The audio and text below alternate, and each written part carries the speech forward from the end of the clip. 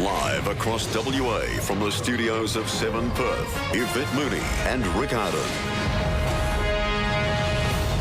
Tonight, Australia loses another hero. Bathurst legend Peter Brock killed in a rally crash north of Perth. Special reports, tributes to an Aussie sporting champion. You're watching 7 News. Good evening and welcome to 7 News. Another great Australian has been killed in a tragic accident. Motoring legend Peter Brock died in a rally crash northeast of Perth just before midday. Brock's co-driver was injured in the crash. Rick Ardon is at the scene of the crash near Gidgegannup. Rick, it's hard to comprehend a second great Australian dead within 5 days. Yes, Yvette, Steve Irwin on Monday, now Peter Brock. Peter Brock was 61. He won Bathurst a record 9 times. He was competing in the Targa West Rally right here at Gidgegannup when he lost his life. A short time ago, his body was freed from the wreck and the car carried from the crash site past us. Just this morning, Peter Brock revealed that he was still coming to terms with his car, a lightweight, high-powered V8. It was the sudden death of another Aussie legend. Peter Brock killed instantly when his big, powerful 5.7-litre V8 Daytona slammed into a tree. There's nothing any of us could have done. He was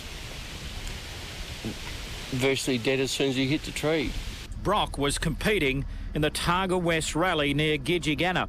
Coming down a steep hill, his car failed to take a sharp left turn, hit a small tree, spun out of control and slammed driver's side first into a second tree. The 9 times Bathurst winner and motor racing legend never stood a chance. I just can't believe it. He is supposed to be Peter Perfect.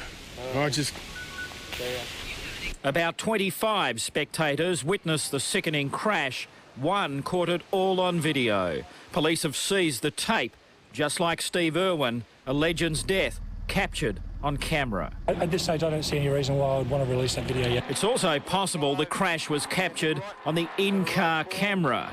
His co-driver Mick Hone escaped with only minor injuries.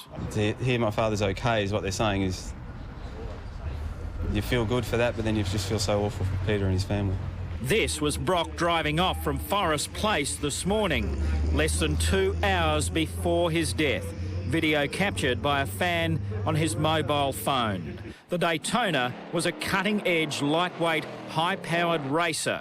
Brock's very last interview on Perth radio this morning. No, I've really got to get to grips with this car. I think by Sunday I might. Peter Brock died doing what he loved.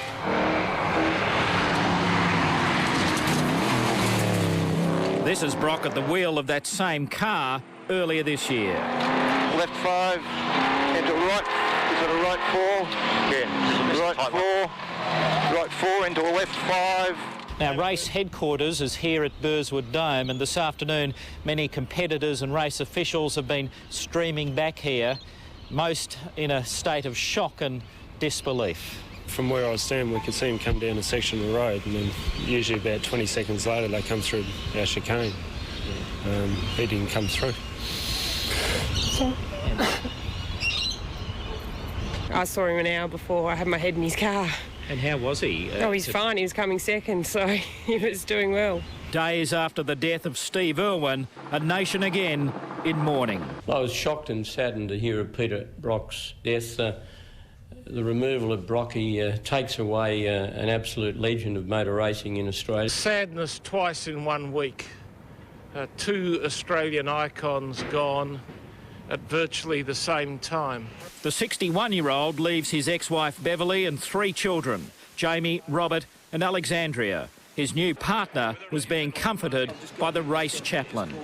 Peter Brock's body was eventually removed from the car at 4 o'clock this afternoon.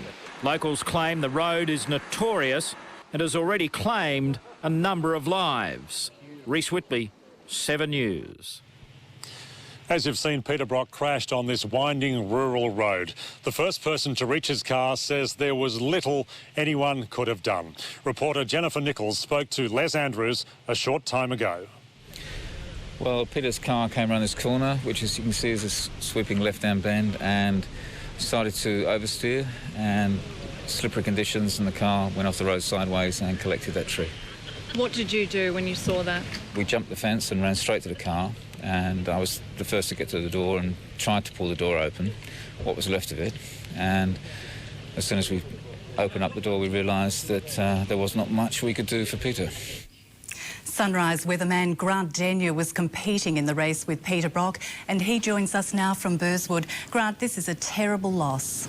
Yeah, motorsport is a fairly blokey thing, but I think there could be a few tears tonight, and for very good reason too, because we lose someone we've all idolised. There's about 200 competitors and officials with broken hearts. When we were told, we just couldn't believe that it was, you never want it to be anyone, but Peter Brock. It just didn't make sense. This 9-time Bathurst winner, a hero in our eyes, the man I started motorsport for. Because of him, it's been very hard for us all to take.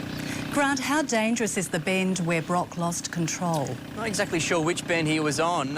It wasn't overly tricky today. There was a few light showers, which made, you had to be a little bit cautious, but it was certainly not dangerous. This is a very heavily controlled and monitored event with lots of officials. We don't race one another, we leave separately. He was on his own. It was tight and twisty in some parts, but it was a fairly low-speed corner, which you don't want to speculate on what caused the accident, but I think we have a lot of questions that we don't have answers for yet at this stage. It's very puzzling and very, very, very sad. So what happens from here? Will the race go on? We believe that the race will continue on over the next couple of days. We cancelled the stages this afternoon in his honour. If at any stage they believe the integrity of the event is questioned, they will not hesitate to cancel the event. But obviously Peter's a motor racer and would understand the risks and probably would want this event to go on. It's like the racing car driver's code, so they are going to do that in his honour. But man, we say goodbye to someone. I've never seen an athlete or an Australian or anyone who can bring a grandstand to its feet in an uproarious cheer like he did every time he came around that mountain. In just a couple of weeks, we're going back to Bathurst and we're not going to have our king. Grant Denyer, thanks for your time tonight. Thank you. Peter Brock's death has again stirred the emotions of a nation already grieving the loss of Steve Irwin. Chris Young compiled this report on the driver who went from humble beginnings to motorsport royalty. Peter Brock was the heart and soul of Australian motorsport. He's won it. The 82, James Hardy, 1,000 goes to Peter Brock. He was royalty in the world of rev heads, destined to drive and drive fast. His great-uncle founded Australia's first motor race in 1905. Too poor to buy a car, Brock built his own in his chook shed. It gave him his start in rallying. The Holden dealer team spotted him in the late 60s. It was a move that would eventually lead him to legendary status. Brock went on to win Bathurst an incredible 9 times. That's why they called him the King of the Mountain. The most common sight in Australian motor racing, Peter Brock and the Winners' Trophy. By 1997, he'd had enough. There was nothing left to achieve. That's it. That's it. Finito.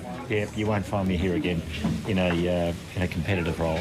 He left the track, but his celebrity billing went with him. He did commercials and television series. G'day, I'm Peter Brock. It helped to lure him back to the sport and his first love of rallying.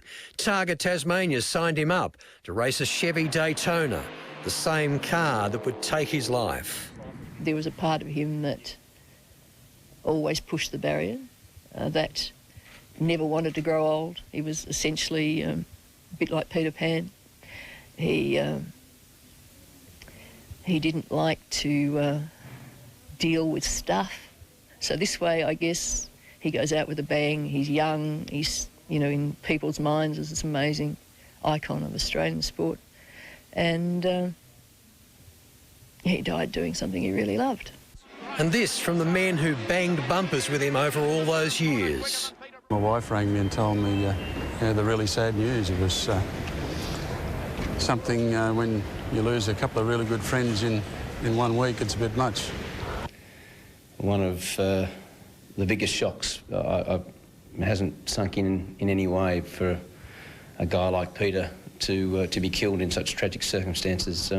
Peter Perfect, dead at the age of 61. Chris Young.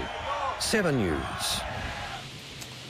Hard to believe, isn't it? There'll be a minute's silence for Peter Brock in Northbridge at 8 o'clock tonight at the corner of Lake and James Street. And 7 News will have a special tribute to Peter Brock on Sunday night at 7:30. Yvette, another very sad day. Back to you in the studio. Thanks very much, Rick.